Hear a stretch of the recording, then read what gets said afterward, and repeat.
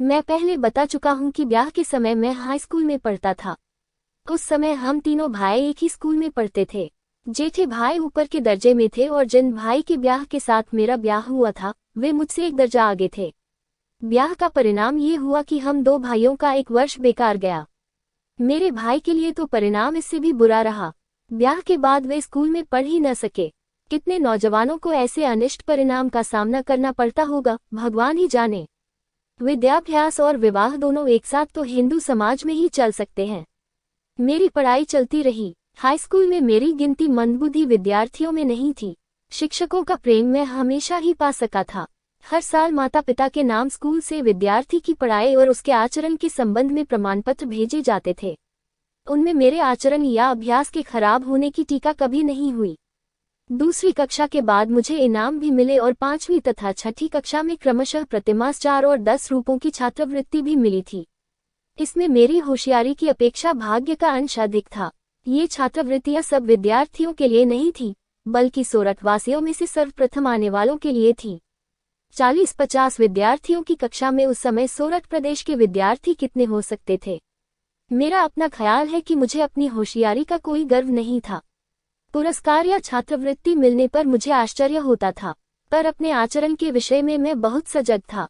आचरण में दोष आने पर मुझे रुलाया ही जाती थी।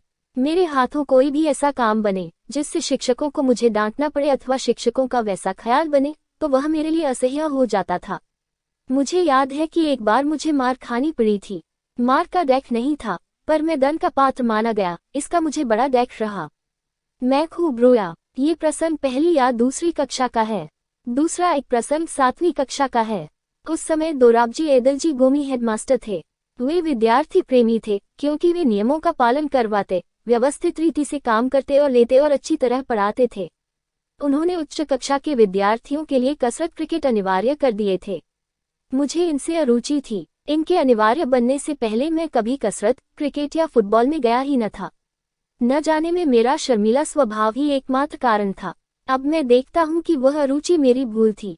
उस समय मेरा ये गलत ख्याल बना हुआ था कि शिक्षा के साथ कसरत का कोई संबंध नहीं है। बाद में मैं समझा कि विद्याभ्यास में व्यायाम का, अर्थात शारीरिक शिक्षा का, मानसिक शिक्षा के समान ही स्थान होना चाहिए। फिर भी मुझे कहना चाहिए कि कसरत में न जाने से मुझे नुकसान नहीं हुआ। उसका कारण ये रहा कि मैंने पुस्तकों में खुली हवा में घूमने जाने की सलाह पढ़ी थी और वह मुझे रुचि थी। इसके कारण हाई स्कूल की उच्च कक्षा से ही मुझे हवाखोरी की आदत पड़ गई थी। वह अंत तक बनी रही। टहलना भी व्यायाम तो है ही, इससे मेरा शरीर अपेक्षाकृत सुगठित बना।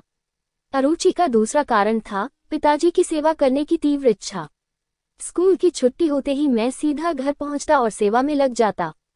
जब कसरत अनिवार्य हुई तो इस सेवा में बाधा पड़ी। मैंने विनती की कि पिताजी की सेवा के लिए मुझे कसरत से छुट्टी दी जाए, पर गिमी साहब छुट्टी क्यों देने लगे। एक शनिवार के दिन सुबह का स्कूल था। शाम को 4 बजे कसरत के लिए जाना था। मेरे पास घड़ी नहीं थी। आसमान बादलों से घिरा था। मैं बादलों से कोई अंदाज नहीं रहा। जब कसरत के लिए पहुंचा तो सब जा चुके थे। दूसरे दिन गिमी साहब ने हाजिरी देखी तो मैं गैर हाजिर पाया गया। मुझसे कारण पूछा गया। मैंने सही कारण बता दिया। उन्होंने उसे सच नहीं माना और मुझ पर 1 या 2 आने ठीक रकम का स्मरण नहीं है का जुर्माना किया। मैं झूठा ठहरा। मुझे बहुत दैख हुआ। कैसे सिद्ध करूं कि मैं झूठा नहीं हूं।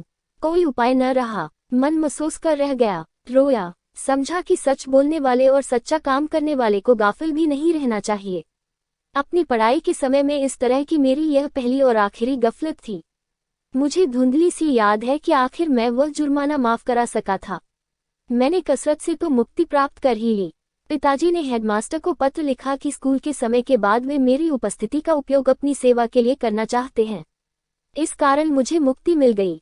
व्यायाम के बदले मैंने टहलने का सिलसिला रखा, इसलिए शरीर को व्यायाम न देने की गलती के लिए तो शायद मुझे सजा नहीं भोगनी पड़ी, पर दूसरी एक गलती की सजा मैं आज तक भोग रहा हूँ। मैं यही जानता था कि पढ़ाई में सुंदर लेखन आवश्यक नहीं है। ये गलत ख्याल मुझे कैसे हो गया था, पर ठेठ विलायत जाने तक ये बना रहा। बाद में, और खास करके दक्षिण अफ्रीका में, जब मैंने वकीलों के तथा दक्षिण अफ्रीका में जन्मे और पढ़े लिखे नवयुवकों के मोती के दानों जैसे अक्षर देखे तो मैं शर्माया और पछताया। मैंने अनुभव किया कि खराब अक्षर अधूरी शिक्षा की निशानी मानी जानी चाहिए। बाद में मैंने अक्षर सुधारने का प्रयत्न किया, पर पके घड़े पर कहीं गला जुड़ता है। जवानी में मैंने जिसकी उपेक्षा की, उसे मैं आज तक नहीं कर सका।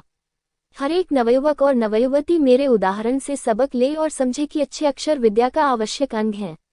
अच्छे अक्षर सीखने के लिए चित्रकला आवश्यक है। मेरी तो ये राय बनी है कि बालकों को चित्रकला पहले सिखानी चाहिए।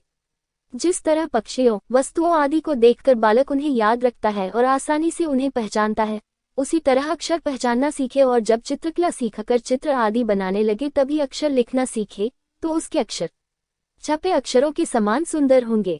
इस समय के विद्याभ्यास के दूसरे 2 संस्मरण उल्लेखनीय हैं। ब्याह के कारण जो 1 साल नष्ट हुआ था, उसे बचा लेने की बात दूसरी कक्षा के शिक्षक ने मेरे सामने रखी थी। उन दिनों परिश्रमी विद्यार्थी को इसके लिए अनुमति मिलती थी। इस कारण तीसरी कक्षा में मैं 6 महीने रहा और गर्मी की छुट्टियों से पहले होने वाली परीक्षा के बाद मुझे चौथी कक्षा में बैठाया गया। इस कक्षा से थोड़ी पढ़ाई अंग्रेजी माध्यम से होने लगती थी। मेरी समझ में कुछ न आता था। भूमिति भी चौथी कक्षा से शुरू होती थी। मैं उसमें पिछड़ा हुआ था ही, इस पर मैं उसे बिल्कुल समझ नहीं पाता था। भूमिति शिक्षक अच्छी तरह समझाकर पढ़ाते थे, पर मैं कुछ समझ ही न सकता था। मैं अक्सर निराश हो जाता। कभी कभी यह भी सोचता कि 1 साल में 2 कक्षाएं करने का विचार छोड़कर मैं तीसरी कक्षा में लौट जाऊं।